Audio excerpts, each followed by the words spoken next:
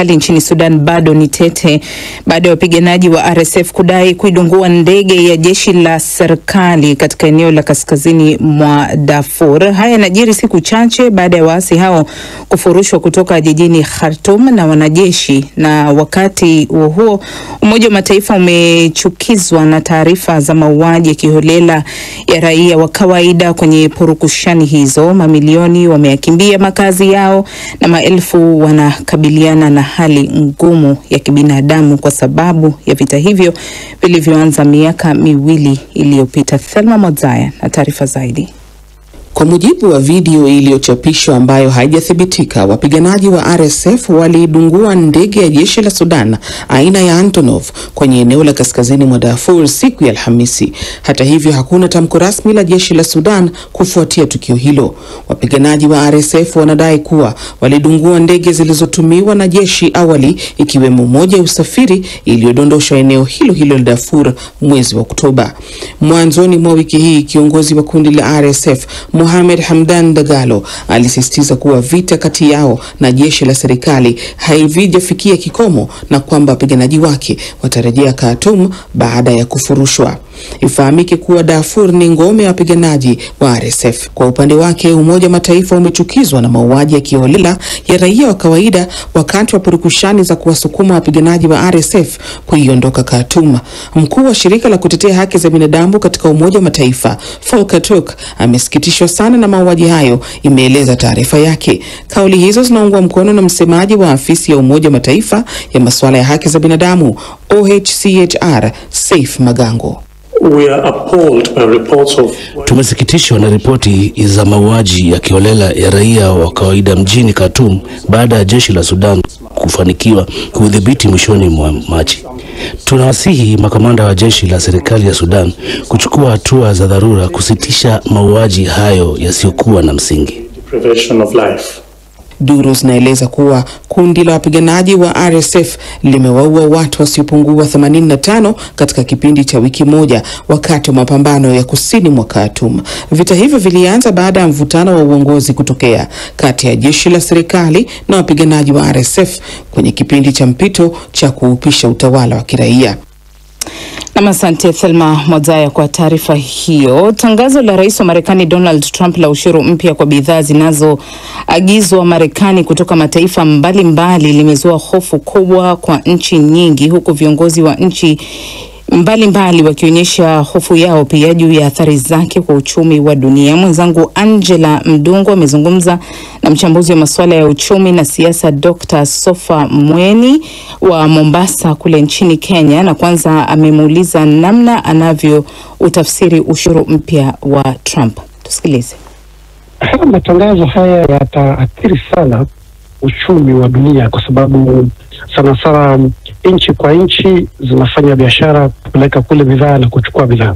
Kwa hivyo hii itasaidia pale pakubwa kuzorotesha uchumi wa dunia. Tuangalie sasa kwamba masoko ya hisa yanakabiliwa na wasiwasi baada ya ushuru huo mpya dhidi ya washirika pia, ambapo rais wa halmashauri kuu ya Umoja wa Ulaya Ursula von der Leyen amesema ushuru huu ni pigo kubwa kwa uchumi wa dunia. Hili unalionaje?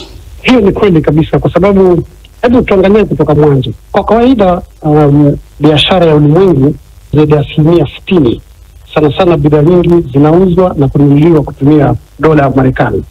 So kwamba kama hiyo ndio sarafu inatumika kila mahali na wale kule kwao wameongeza hizi tariffs, ina maana kwamba itazidisha ule uzoroteshaji wa zile sarafu za nchi zingine. Cha kwanza. Cha pili, ikiwa namna hii ni kwamba zile bidhaa ambazo zilikuwa zinauzwa pale itabidi ziende kwa uchache, kwa sababu ile ushuru ambao unapigwa kwa hizi bidhaa za kutoka nje. Kwa hivyo utakuta itakuwa vigumu sana kwa watu wa pale Marekani, cha kwanza, kuweza kuhimidi ile 45%. Kwa hivyo itabidi wale wanaopeleka vyombo kule ndio wapunguze bei zao, ndio bei za kule zisigeuke. Kwa hivyo itaathiri pakubwa sana uchumi wa dunia. Tukiacha kutazama dunia kwa ujumla, tuangalie nchi za Afrika ambazo na zenyewe hazijaachwa kando kwenye huu ushuru. Nadhani zenyewe zinaweza kuathiriwa kwa kiasi gani, na unafikiri labda ni sekta gani hasa zinazoweza kupata athari mbaya zaidi? Naam, tukija hapa kwetu Afrika tutaathirika zaidi, kwa sababu utakuta kwamba nchi nyingi sana hazina viwanda vingi sana ambavyo vinafanya bidhaa na kuexport kule nje, na kuna mikataba fulani, kuna NEPAD, kuna AGOA, kuna ambazo hapa barani Afrika wamesainishana na Wamarekani kwamba tengezeni kwa mfano nguo zileteni huko Amerika, tutazinunua. Kwa hivyo biashara kama zile ndo za kwanza kabisa kushikika, kwa sababu itaonekana kwamba vile viwanda vilitengezwa mahususan kuweza kuexport zile nguo ama zile bidhaa kwenda kule Marekani.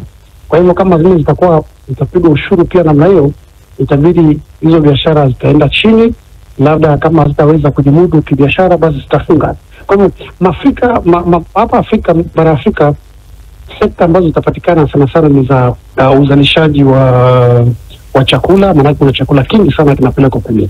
Cha pili ni viwanda vya nguo ambavyo vinatengenezwa napelekwa kule. Hizo zitakuwa ndo mbili za kwanza kushikika katika hizi bidhaa, na kwa sababu kilimo ambacho ndo kikubwa sana kimemudu sana uchumi wa hapa Afrika, basi zile mbili zikiwa zitaadimika, pia uchumi pia utazoroteka. Ni Dr. Sofa Mweni, mchambuzi wa masuala ya uchumi, akikamilisha mahojiano hayo yaliyofanyiwa na mwenzangu Angela Mdungu. Bara la Afrika linatarajia kupata jumla ya dola za Marekani trilioni 2.9 ifikapo mwaka 2030 kutokana na matumizi ya teknolojia ya akili mnemba. Hii imetangazwa leo mjini Kigali, Rwanda, ambako umeanza mkutano wa siku 2 kuhusu matumizi ya akili mnemba katika maendeleo ya bara la Afrika. Kutoka Kigali, Silvanos Karemera na taarifa zaidi. Mkutano huu umeandaliwa na serikali ya Rwanda kwa ushirikiano na jukwaa la kimataifa kuhusu uchumi WEF na kituo cha kimataifa kuhusu maendeleo ya teknolojia na dijitali. Wataalamu wa ngazi za juu kuhusu teknolojia na dijitali pamoja na matumizi ya akili mnemba wanazungumzia jinsi uvumbuzi huu ambao unaonekana kuitawala dunia ya sasa unavyoweza kulisaidia bara la Afrika katika kupiga hatua ya maendeleo, hasa kuwasaidia vijana kubuni ajira. Teknolojia ya akili mnemba kwa sasa inatumiwa katika kila sekta ya maisha, na Afrika haina budi kwenda na wakati kuziangalia fursa zinazotokana na teknolojia hii. Rais Paul Kagame wa Rwanda amesema teknolojia pamoja na matumizi ya akili mnemba vimekuwa ni sehemu ya maisha, na kwa mantikio ya Afrika haina sababu yoyote ya kusalia nyuma. Akili mnemba kwa sasa ndiyo inaendesha ubunifu mkubwa na wa hali ya juu ulimwenguni, na inazidi kuleta mapinduzi katika maendeleo ya kidijitali. Hata hivyo, kwa bahati mbaya, kuongezeka kwa teknolojia hii kunakabiliwa na tatizo la ushindani wa kikanda, kiasi kwamba kwa sasa maendeleo ya teknolojia